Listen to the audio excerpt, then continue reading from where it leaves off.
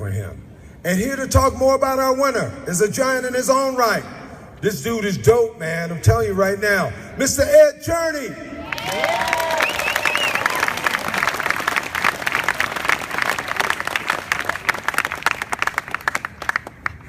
We grinding. I'm still grinding every night. I'm grinding. The icon Bruce is grinding. We're all grinding every night. The grinding doesn't stop. Trying to do good, trying to get over.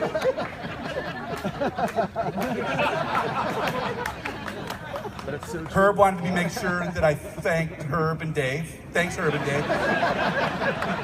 Dave, where are you? I haven't seen you all night. Are you here? Dave's over there. Okay, I'm going to introduce a video package. We put together a video and some comments about our icon, Bruce Swedien, my dear friend, mentor, hero, and I'm sorry he's not going to be out here to see it. Can I bring him out here to watch it? Am I allowed to do that? Yeah. Yeah? Come on. Come on, Bruce. Bruce Swedien, ladies and gentlemen, we're breaking the rules.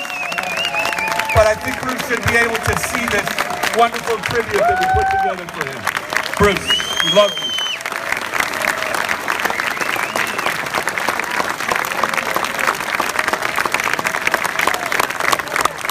All right, wait.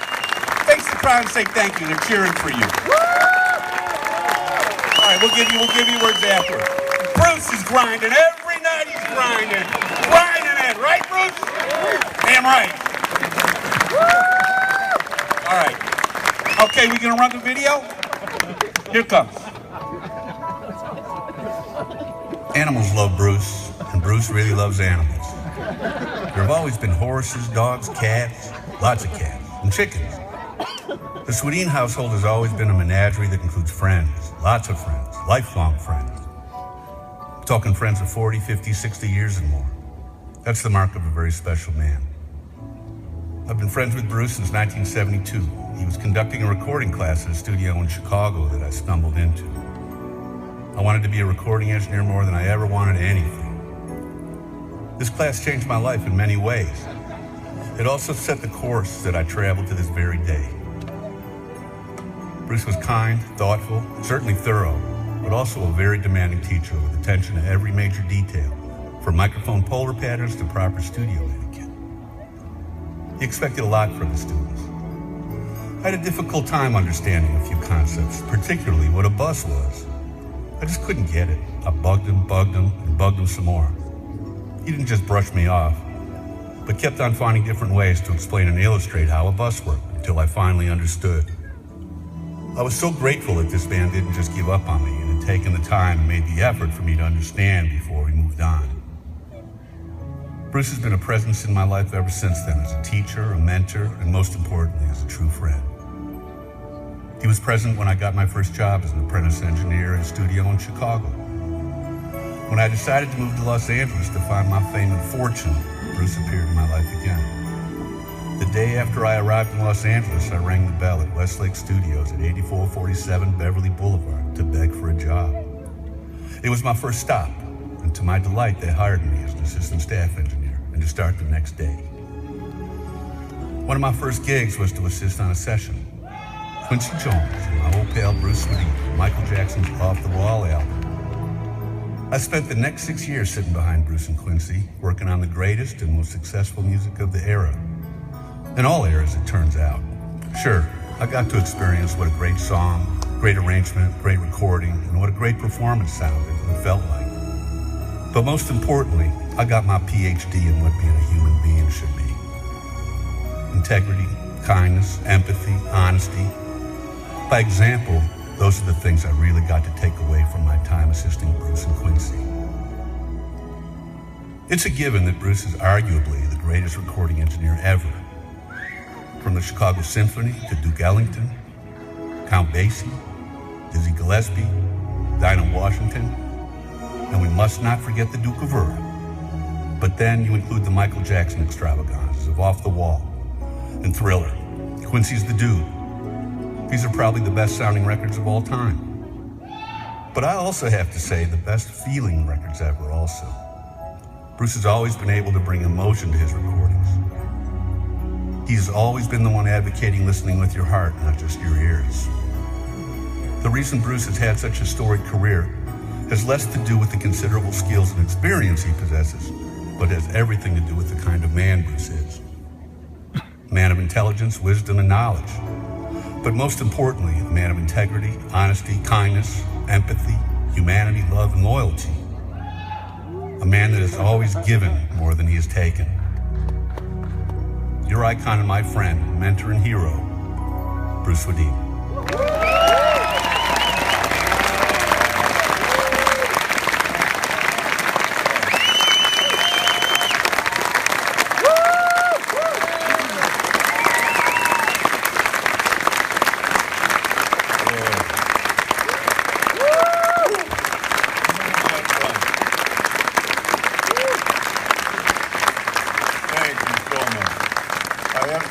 To thank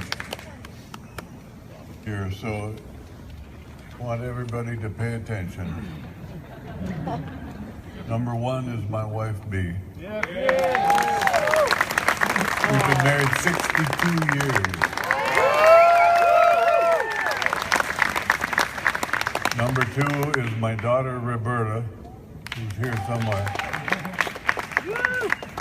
And she's the musician that I think my mother and dad, Ellsworth and Louise, had hoped I would be. But my instrument has really been the studio. And I think that if you listen to the recordings that I've done, you'll hear this one thing that's common to all of them, and that is music first. Then the other stuff. Where's B? Wait, I want to bring out Bruce. Yeah, B, stand up. B, come on, stand up, baby, come on. Stand up. There she is.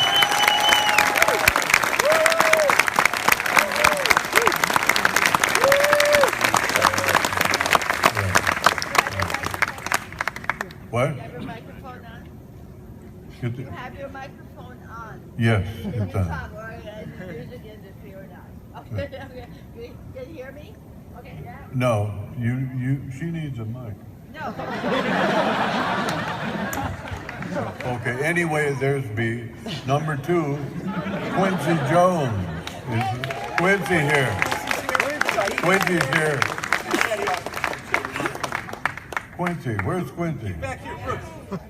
Bruce, let me have this 1 second. We're going to bring out a couple great friends that Bruce has worked with a lot. We're going to bring out Saida Garrett and Patty Austin. Where are you? Hi, Dave. There's Dave.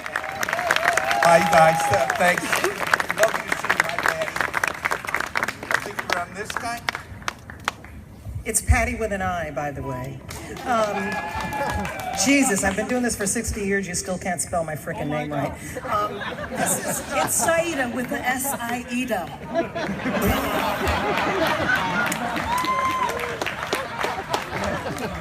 So, we're going to tell stories about Bruce. Brace yourself. You want to tell yours first? Okay, let me just say. Quincy Jones introduced me to Bruce Swedien on a recording session of Man in the Mirror. And I walked in the recording studio and it was Quincy, Michael Jackson, and this guy. So I know Quincy. I'd never met Michael, but of course I knew who he was. And I looked at Bruce and I said, he looks like a cross between that Swedish Muppet and Captain Kangaroo. This man has such a wealth of knowledge. In fact, I was recording in at his home studio in Florida a couple of years ago. God, has it been that long? Yes. And he had a plethora, and I mean plethora, of microphones. And we're recording, and he says, oh, Saida, this mic, I recorded Barbra Streisand. This mic, Celine Dion. This mic, just Nat King Cole, thank you, baby. That's why I married this man, right there. Nat King Cole, and he says, so now we're gonna record you. And I was like, what the hell? Which one are we gonna use on me? Let's just try them all. So we did. And Bruce's knowledge of those microphones and the sonics of it, just, I don't even do sound other than listening to music, but he made me listen to the different tones that the mics had and what each one created in my voice. This man is magical behind the mic. Well, and I used to sound like Ethel Merman when I sang. Yes! Baby, come to me. Yes. All because of Bruce that I don't, more vibrato. So I'm just going to give you a little insight. I want you to keep that Captain Kangaroo imagery. And I want you to think about being in the studio with Bruce and Quincy, usually from 1 in the afternoon until 6 a.m. the next morning. Yeah. This was kind of our schedule, no matter what our project was. And there was a little bit that Bruce and Quincy used to do at these 6 a.m. Finishes every morning. Bruce would stand from the console, kind of go into his John Wayne, grab the sides of his mustache and say, so Q, let's go get some bitches and cocaine.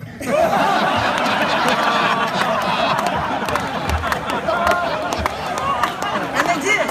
And they did. Many times.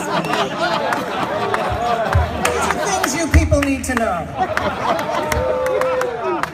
So the Dave Pensado, thanks Herb, the Dave Pensado Giant Award goes to a man with a giant heart and giant ears that can hear a rat piss on cotton. Ladies and gentlemen, Bruce Swedien.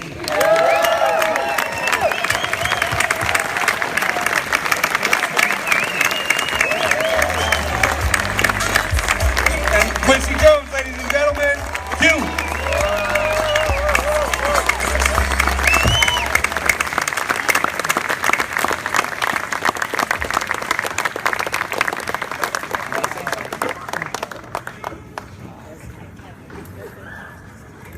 How y'all doing? You look sound like you're ready to party tonight. That's why I came. I came first with Bruce and my two sisters from another mister, the gangsters over there. Patty's been my goddaughter since she was 4 years old. It's hard to keep up with, honey. I'm excited too, but I'm hanging that on. I'm so happy to be here at next to my brother, Militas Finska Brewer. With a stora vackra svenska rumpa. I'm glad you understand that. It's absolutely really a pleasure to be here at this, and I'm so happy what you're doing. Thank you. Damn, it's about time. Oh, so happy. Because we got to try to rescue this business. It's, 98% piracy everywhere in the world. But we're going to fix that together, aren't we? It's all good, and we're all still here, so we got a chance. It's like working with a big band when you're fortunate and blessed enough to have a family like this, and this is definitely my family. Boy, they are a piece of work. Look at Saida trying to look like a nun up here tonight. Church people, you know I don't believe that. But I love them anyway. And I think when I see this, I think of all of the incredible times, that we've had in that studio. I won't even get started on it, because it's like a memory that I'll never give up as long as I live. And we're going to do it all over again. I feel like we just started, but I'm only 82. That's right, man. And they promised us 30 more years with nanotechnology and the genome breakthrough. So it's all going to be okay. We're progressing. And we're going to get the hang thang going on.